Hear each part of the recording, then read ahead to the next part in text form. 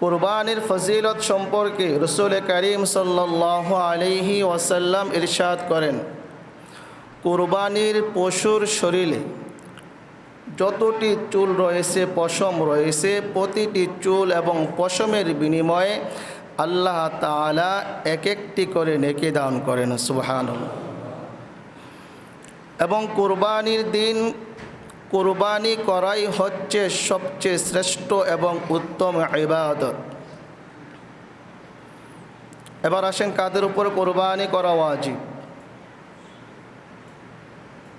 10ই জিলহজ সুবহ সাদিক থেকে নিয়ে 12 জিলহজ সন্ধ্যা পর্যন্ত এই দিনগুলোতে যাদের নিকটে সদকায়ে ফিতির বা ফিতরা ওয়াজিব হওয়া পরিমাণ সম্পদ থাকে তাদের উপরে কুরবানি করা ওয়াজিব।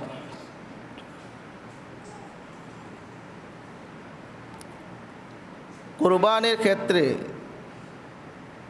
আপনার ঘরের যে সমস্ত শৌখিন দ্রব্যাদি রয়েছে, পাতিল 3 সেট হইলে যথেষ্ট, পাতিল আছে 90 সেট। টিভি কোনো দরকার নাই, টিভিকেও হিসাবে ধরতে হবে। মোবাইল একটা হইলে যথেষ্ট, 2টা মোবাইল আছে ওইটাকেও অতিরিক্ত হিসাবে ধরতে হবে। ফ্রিজ একটা হইলে যথেষ্ট, ফ্রিজ আছে 3টা, 2টাকে হিসাবে ধরতে হবে। পাঞ্জাবি কাপড় 3 সেট হইলে যথেষ্ট, আছে 90 সেট।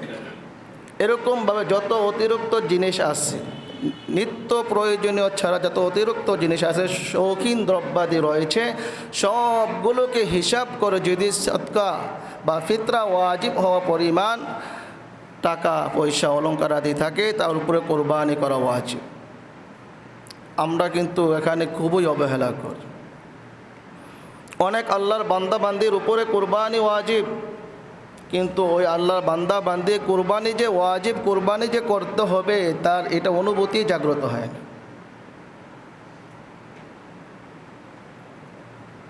লক্ষ লক্ষ টাকার মালিক, 20 লাখ 30 লাখ টাকার মালিক,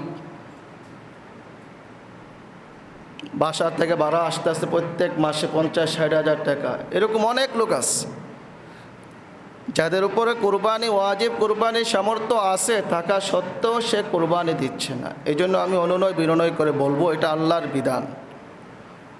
আপনার উপর কুরবানি ওয়াজিব হওয়া সত্ত্বেও আপনি আদায় না করা মানে আল্লাহর বিধানের সাথে আপনি তামাশা করা, আল্লাহর বিধানকে আপনি বিদ্যাঙ্গুলি দেখানোর নামান্তর।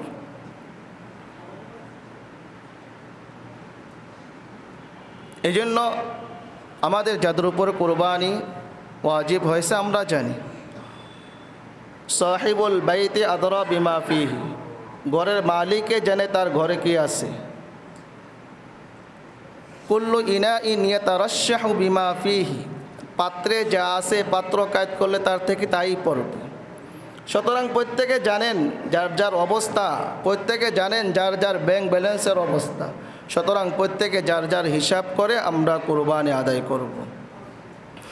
মুসাফির ব্যক্তি সফরের হালতে সে যতই কোটিপতি হোক না কেন তার উপরে কোরবানি করা ওয়াজিব নয়।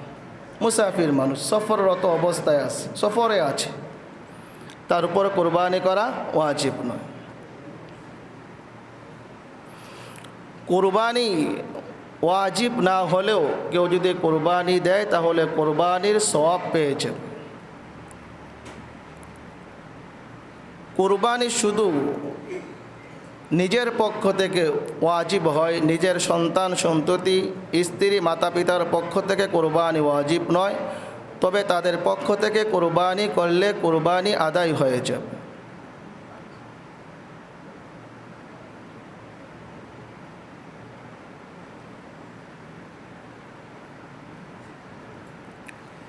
এই জন্য আমাদেরকে পরিপূর্ণ হিসাব নিকাশ করে কোরবানি কী করতে হবে? আদায় করতে হবে।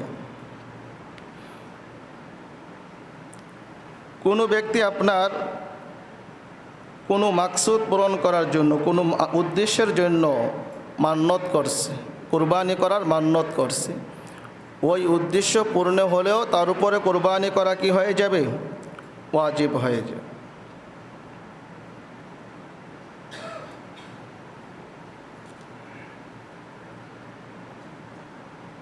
এখন যার উপরে কুরবানি করা ওয়াজিব, মনে করেন কুরবানি ওয়াজিব হয়েছে, কিন্তু কুরবানির যে 3 দিন আছে 3 দিন শেষ হয়ে গেছে, কিন্তু আল্লাহর বান্দা কুরবানি করলো না, তাহলে তার উপরে একটি বকরি সদকা করা ওয়াজিব।